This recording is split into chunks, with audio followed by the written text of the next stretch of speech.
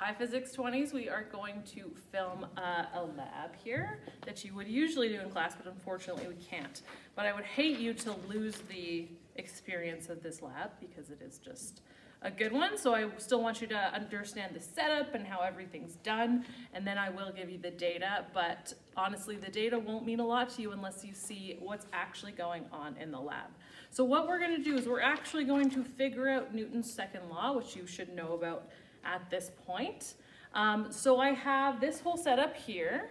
I have a dynamics pulley track thingy with a pulley on the end here. I have a dynamics cart, and then I have ticker tape and ticker timer, which Mr. Stogie is holding. Okay, so what am I going to do? I'm going to make that cart accelerate towards me by hanging weights off this end. Okay, and I'm going to figure out which the different ways in which it accelerates every single time. Now, we can use a ticker tape to figure out time, which will give you some close-ups once we actually have a ticker tape there for you. Obviously, we can figure out the distance that it's traveling, and we know its initial velocity is 0. So we should be able to calculate acceleration without much of a problem using our kinematics formulas. Okay, so we have this whole setup. You're going to get one of these handouts, and you're going to have to come up with a hypothesis with an if-then statement. How is force and acceleration going to be related? You're going to have to come up with all the different variables. Okay, but you do have a list of variables, and you have to tell me which ones are manipulated, responding, and controlled. And then you're going to go through all the analysis that I give you, okay? And you're going to go through this step by step. You are not going to try to figure out everything in the last table without going through the analysis first. You are going to go through the analysis step by step. I am just telling you, I'm showing you what you would have done in the labs.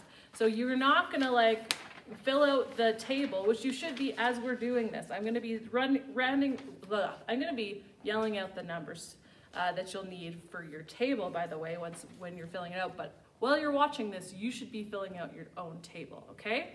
I'll tell you what to fill out, and then if you're wanting to then go ahead and fill out what the magnitude of net force is, you're not going to do that until you have done your analysis and you've gone through it, okay? So I don't want any questions.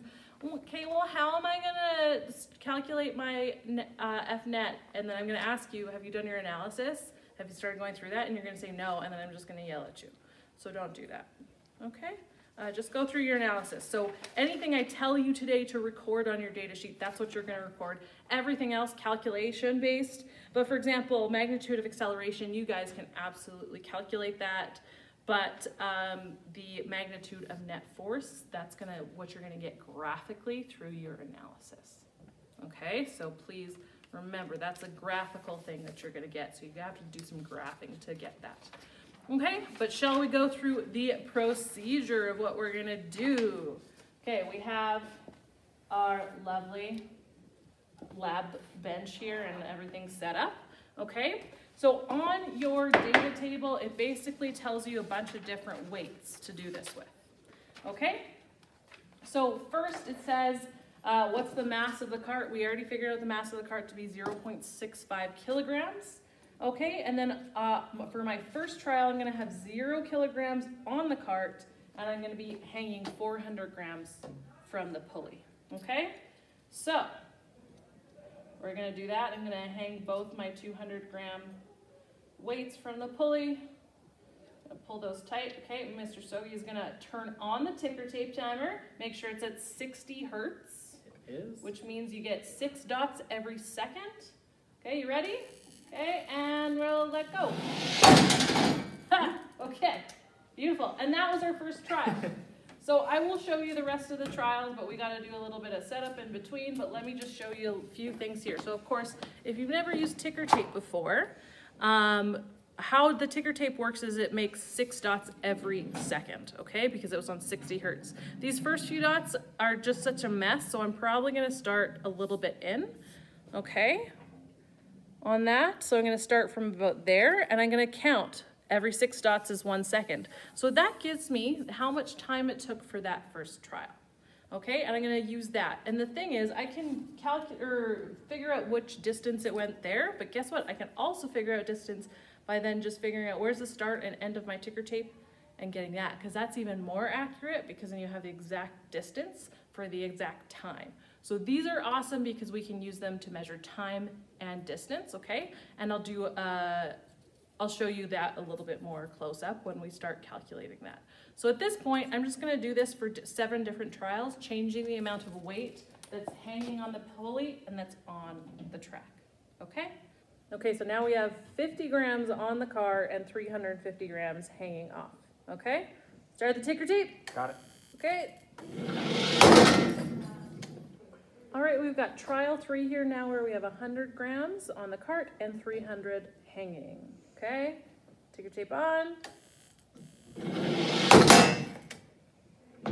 All right, trial number 4, I think. We got 150 grams and 250 grams hanging.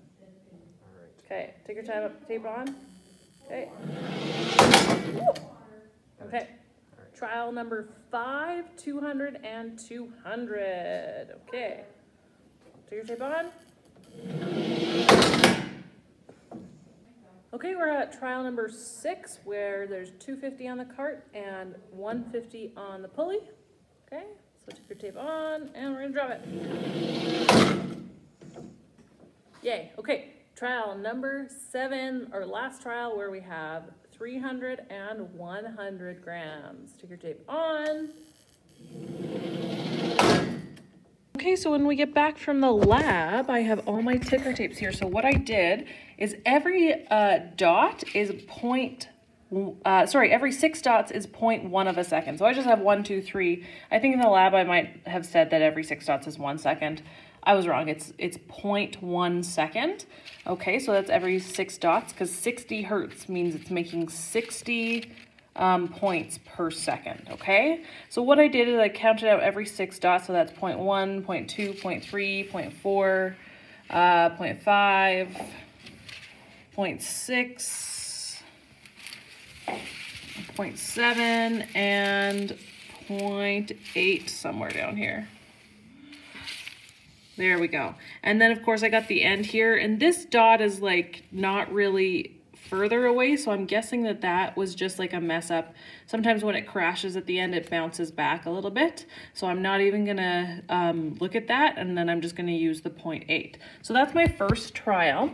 And now it does say in this to make sure that you use the time for your first trial every time. It says, let's see, under the analysis, it says right there, using number 5, using the same time interval as trial 1, repeat step 2 to 4. So actually, I'm not gonna look at the time intervals for everything. So now for trial 2, again, I'm just looking for what is that 0.8 seconds, okay? And that's what I did for every single one of them, even up to this like trial number 6 here. I got 0.8 seconds, which of course is much shorter, right? Because trial 6 didn't travel as fast, and then I got up to trial 7 here as well, and that will also, I just counted out to 0.8 seconds, and I'm like, I don't care anything beyond 0.8 seconds here. So the reason why we do that, well, guess what? I'm not going to tell you, because number 6 is why should the times be the same for each trial?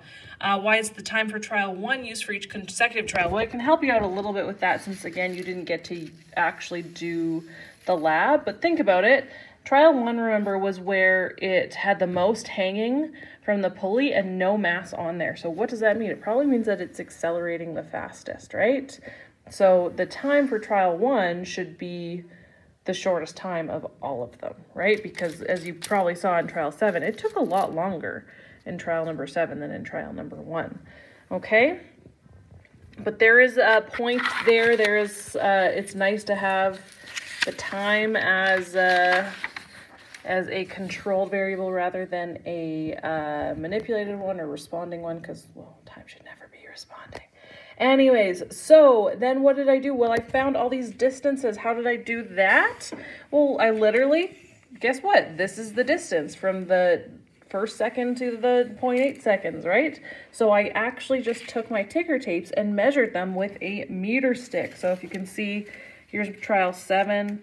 I line up 0, right, with the end of the meter stick, and then I figure out how long it is, and it's at about 33.2. Don't worry, I did measure it much nicer than that for when I was actually measuring them out. Yeah, and so then I got all the distances that way.